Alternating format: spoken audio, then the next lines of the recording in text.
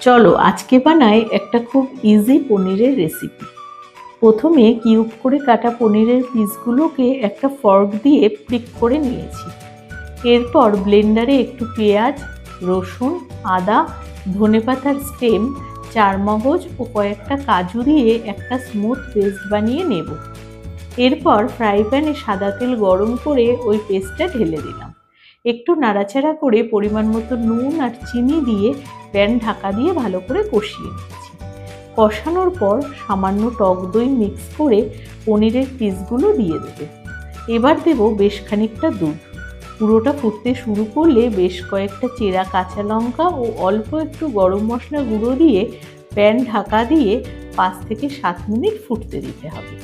এরপর oven of করে ঢাকা খুলে অল্প একটু কেওড়া জল দিয়ে খানিকক্ষণ রেখে ওপর থেকে একটু ব্ল্যাক পেপার ছড়িয়ে গরম গরম সার্ভ করো পনিরের এই আইটেমটা। রুটি বা পরোটার সাথে জাস্ট জমে যাবে।